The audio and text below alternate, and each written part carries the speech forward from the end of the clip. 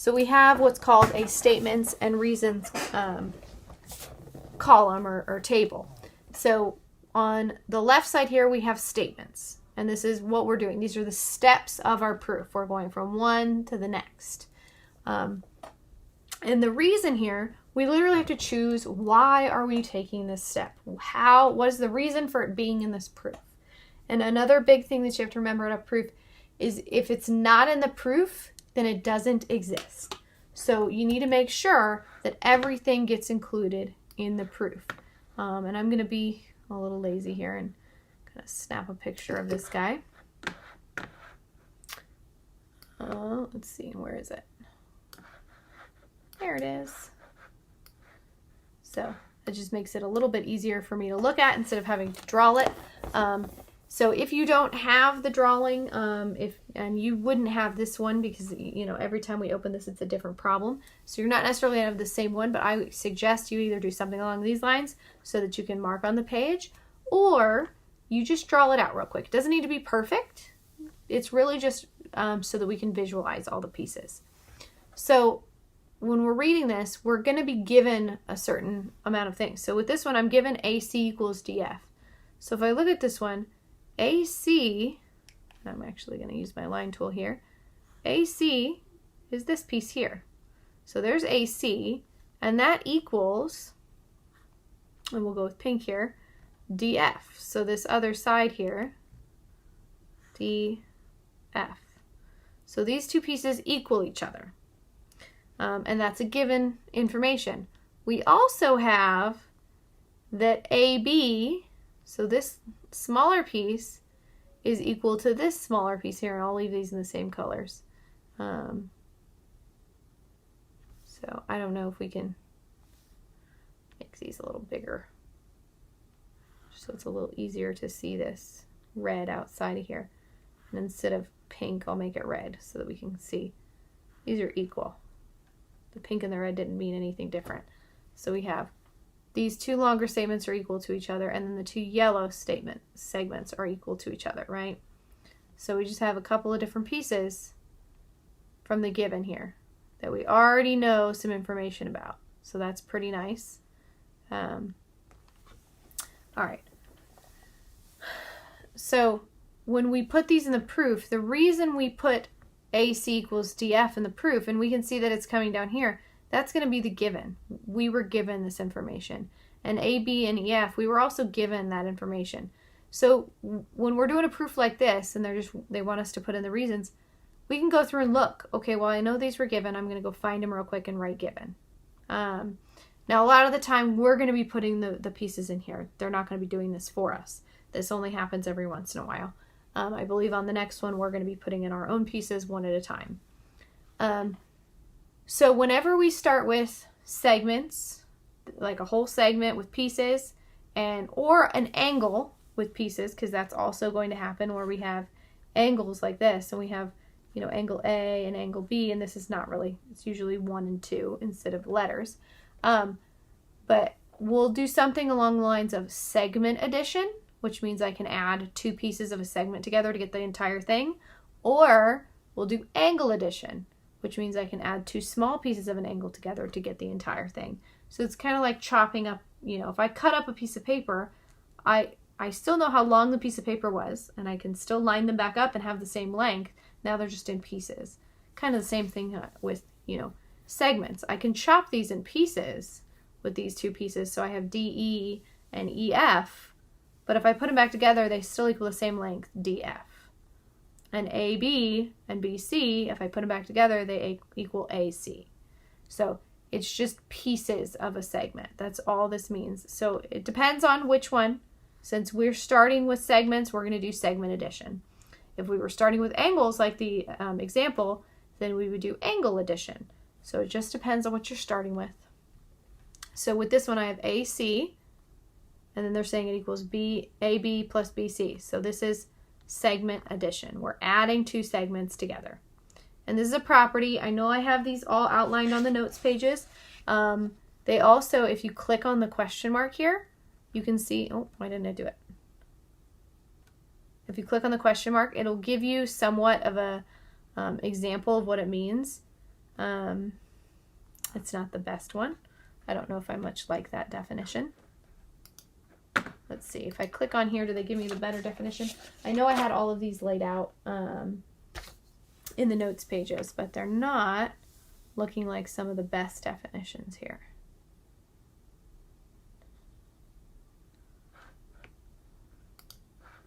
So, yeah, I didn't really like the definition there of segment addition property, but it just means if I have two pieces of segment, I can add them together. So now they're doing the same thing for DF. So I have the whole thing is equal to DE plus EF. So this is, again, segment addition. I'm adding two segments together to get the whole. So if it was two angles, it would be angle addition. The second one we already know is given. Now what we need to do is we had AC, and I like to kind of write this out, AC, ooh, that's a really crazy looking pen there. AC equals AB plus BC. And then DF equals D, dang it, DE, I wrote D really funny there, and EF. And one thing they noted, so the given was that AC equals DF, so we know that AC equals DF. And then the very next one, instead of having AC, what they did was they replaced AC with AB. So I know AC is the same as AB plus BC, so they just replaced it. And that equals, instead of DF, which is what they wrote here, DF, that was the given, they wrote this piece. So what we're doing is we're replacing one thing, AC or DF, with something else that I know to be the same. I know them to be equal. And what we call that is substitution. So that's the substitution property, when I change or replace something with another. Then we have the next piece here. We have AB equals EF. So let's go with pink on this one. AB equals EF. So instead of AB in this statement, what they're doing is they're changing AB to EF. So if we notice that the only thing that changed from 4 to 6 was, instead of AB, they changed it to EF, because I know AB equals EF. So step 6 was another use of the substitution property. I'm substituting EF for AB because I know they're equal. So now if I know EF equals BC, or EF plus BC equals DE plus EF, the only thing that I need to figure out is, what did they do here? All of a sudden there's a whole lot less terms. They just went to the prove here, what they were trying to prove, which is BC equals DE. Well, if I look at this piece, I have EF plus BC equals DE plus EC, and we need to also, I don't know why my pen is writing so horrible right now.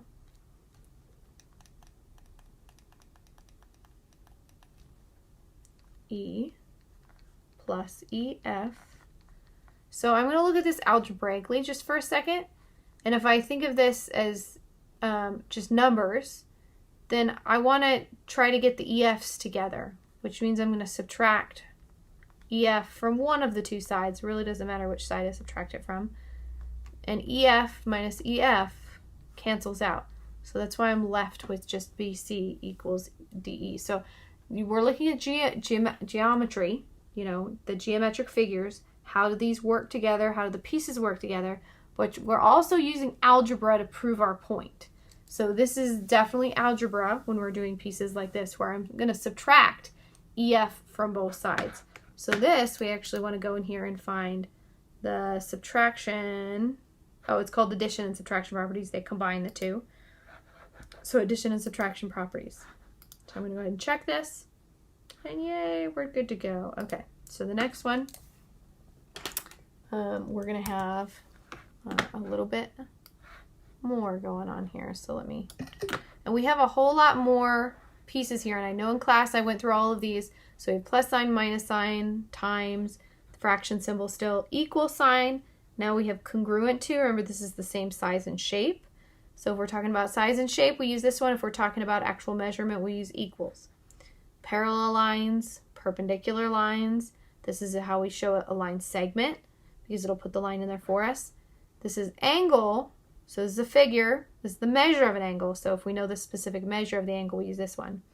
This one's a triangle figure. We're not using that quite yet. Blank is a right angle. Blank bisects blank. So depending on what we need to put in there as far as a statement or a reason, we may have to use some of these extra tools. And bisect means to cut in half. Right angle means it's a 90-degree angle. Perpendicular bisector means it not only cuts it in half, but it's also perpendicular to it, meaning it's at a 90-degree angle. Midpoint means it's in the middle, right, of a segment usually. That's what we're talking about when we're doing midpoint. So lots and lots of new definitions that we need to make sure that we understand how to use these guys. Because there's definitely a bit more to memorize when we get to the geometry sections here. All right, so we have this figure of two segments crossing each other, and we're going to use the given information to prove, so remember this is where we're trying to get, QR equals RU. And this is the only drawback in class. I know when I'm doing these with you in class, if you're in my classes with me, is that the notes pages specifically tell you how many steps we're going to be taking. So I know, like when we did number 2 in class, there were specifically 5 steps on the first one, or no, 6 steps on the first one and 5 steps on the second one. Well, I knew that because I went ahead and I solved it so that I could do the notes pages. But if you notice on here, we don't know how many steps there are. So we have to kind of pay attention as we go ahead, because I don't know exactly how many steps to plan on. But I do know my last step will be QR equals RU. That's where I'm going. And I also know what I'm starting with. I'm starting with these two pieces. So I know that QS, so this whole segment here, equals TU, this whole segment here. So each piece equals the other. And I'll do kind of a bright green here. RS, which is this smaller part here, equals this, or not the smaller part, but the larger part of the segment also equals TR, which is the larger segment here. So we have these two pieces equal to each other. So what you can do, and if you notice there's this send to proof, I can click send to proof, send to proof. I don't have to do these in any specific order. And I tend to just do the givens first. So I already have them in the proof. I don't have to worry about them being there. You can also do them strategically like we did on the last one. So we can kind of start with the diagram and say, well, I can use segment addition. These are segments again. And then I can use these other pieces kind of where I need them. But just throwing them in is not going to hurt anything. It just means that they're already there. We already know that they exist. So now what we want to do is show that this segment, oops, I forgot to turn off my line segment here. So we're going to talk about this line segment here. So TU is going to be equal to the entire segment. I have a segment and pieces. I'm going to use segment addition. So TU equals TR plus RU. And this also starts to bring in RU, which we wanted. So we need to relate this in some way back to what we're trying to do here. So the reason for this is segment addition. So I need to scroll down and find segment addition.